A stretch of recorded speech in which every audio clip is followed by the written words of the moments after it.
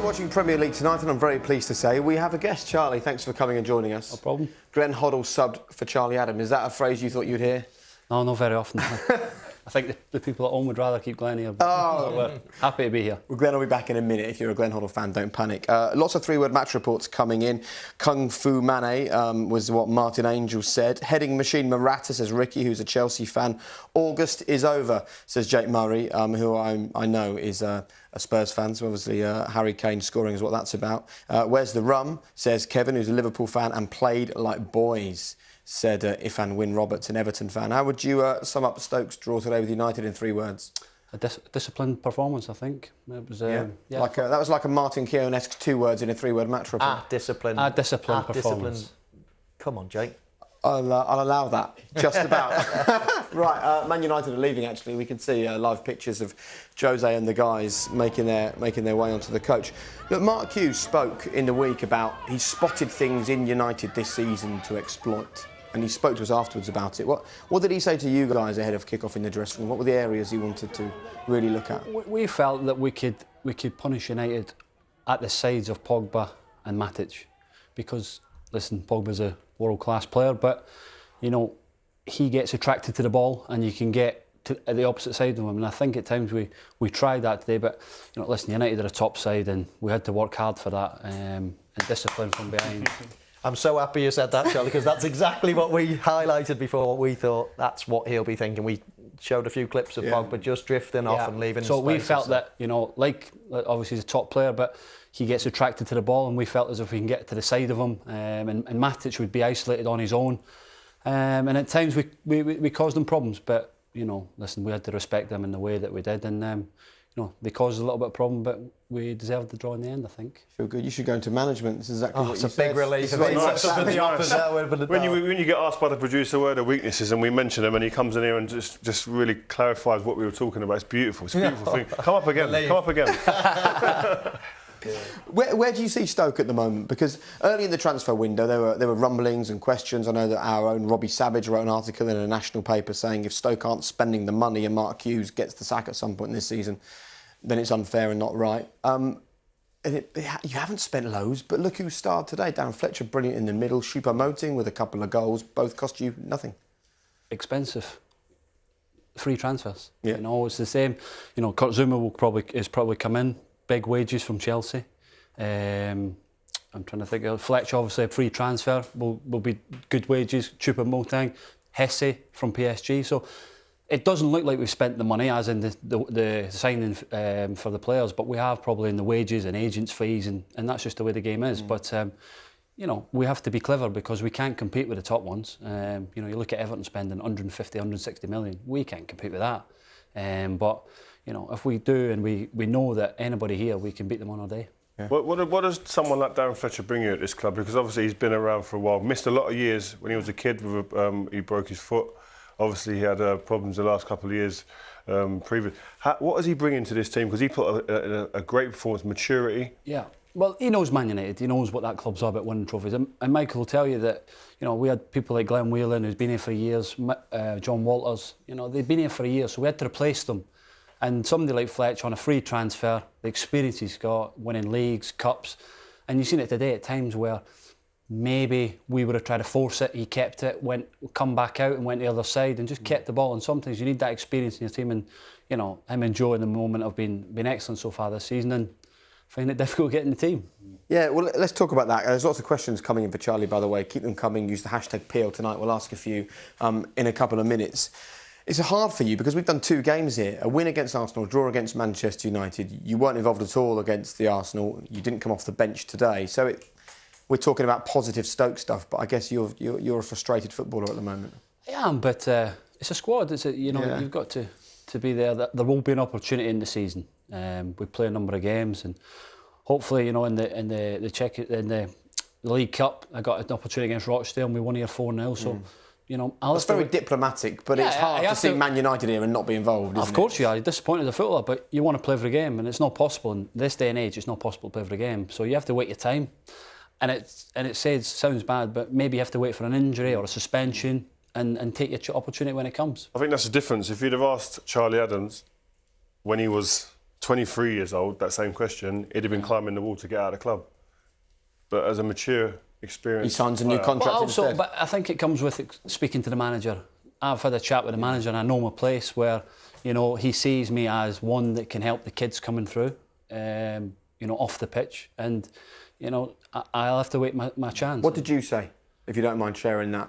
Share what part of it you want to share. I'll share it all. I respect that decision. Listen, I love it at this club. I love playing here.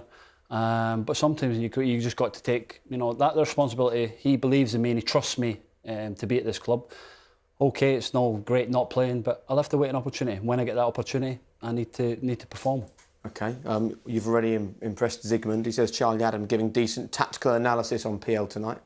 Well, listen, we'll have to get you on the show sometime, do a game with us. But we've got a question coming for you as well, actually. So having played under both Tony Pulis and Mark Hughes, I'm quite keen to know what was the biggest difference in managerial style between the two managers? Good question.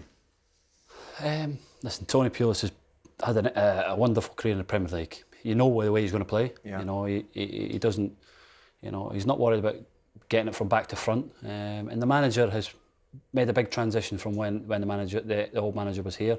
We want to play from the back if we can, but if not, we'll go back to front if we have to. It's playing in the right areas. But listen, there is a big difference in how this club's changed over the years, and we look to evolve and try and compete with the best.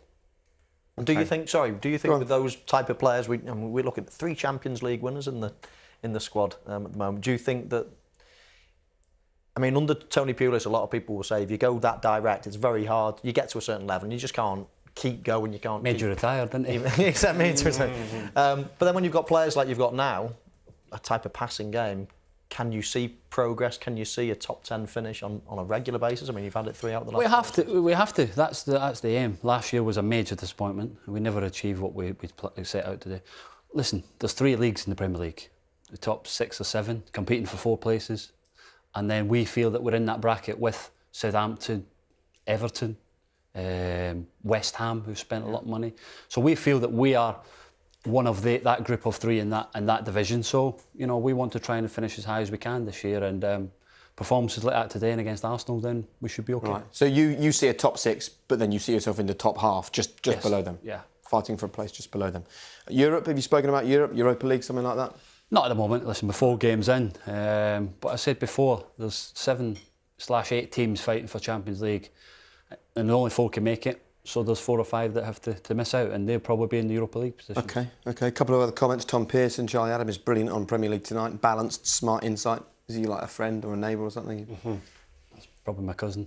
Yeah. No one mentioning his tracksuit on there, no? Oh, do you like it? That's awful. Good job it's not his own gear. Yeah, hey, it's even worse.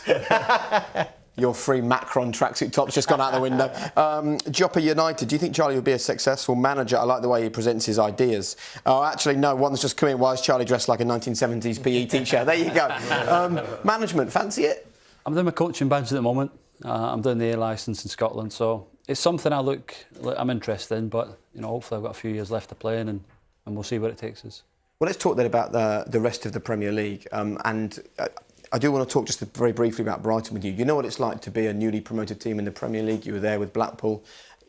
You won your very first game playing for Blackpool. Brighton have had to wait a little bit. How important is it to get that first win for them today? It is. We beat Wigan 4-0, and then we went to Arsenal and got battered 6. So it's the Premier League, and that's the way it goes. The difference is Brighton have spent over £40 million this summer. We never. I think we spent £5-6 million at Blackpool. So there is a big comparison. The league's even tougher. And it'll all be about survival for Brighton. But Chrissy Hughton's done a good job wherever he's gone, and I think they're good enough to stay up this year. OK, well, it's obviously a big day for Brighton. So let's hear, not just from a Brighton fan, but also their manager, Chris Hughton. Here are his brief thoughts. We're 4 games into the season, and you want to get that first win. And if you don't, then I think I've got a group of lads here that are realistic enough to know that it's going to be a tough season. But certainly there's a really good feeling at the moment, having got that win under our belts. That was absolutely brilliant, so good. when we scored that third goal, because I think that's when I realised that we're actually going to do it. We're going to win our first Premier League game. Absolutely amazing. Was expecting it to be a lot harder as well against West Brom, but we completely dominated. And that second goal from Pascal Gross was amazing. So great to see, and won't be forgetting that in a while. I bet some signing Pascal Gross has been. You won your first game at Blackpool. Yeah. You ended up getting relegated that season. What is the key? What do you need in the squad to survive in the Premier League? Good, honest characters. You know, people that won't shy away from honesty, because you're going to get some batterings over the season, and you have to pick yourself up and go again. And I think that's what good team spirit will keep you in the league. Okay, we'll finish talking about Stoke. You've got some big fixtures coming up. You made the point, didn't you, to Mark Hughes? Chelsea at home next. The way it's going, you're going to win that one as well. Well, we try and make it a fortress here. We try and make it difficult for teams. And, you know, over I think that's his 4 years undefeated against Man United here. So we've had some good results over the past few years since the manager's come in, and hopefully we can continue that. Good man. Look, thanks for joining us. A couple of final questions. Sam Turner's tweeted us saying, where will Stoke finish in the league this season, Charlie? 9th. Nice. Joe Thompson, Charlie is speaking sense and has been class at Stoke, still has a lot to offer us. At which point Callum Ross has messaged us, Charlie Adam is just a hero. He's winner against Man United back in 2013. You should have shown that to Mark Hughes this week and said, look, Gaffer, this is what I'll do for you. He picks a team you get on with, but listen, he'll have seen it a few times. Good man. Appreciate you coming up. Thank you very much. And we've been impressed, haven't we, by Stoke? Yep, very good, very good. Decent, thank you. See you very soon. Right, plenty more to come, including more three-word match reports, so stay right where you are. Lots still to debate. We're live till 9 o'clock tonight. Good man.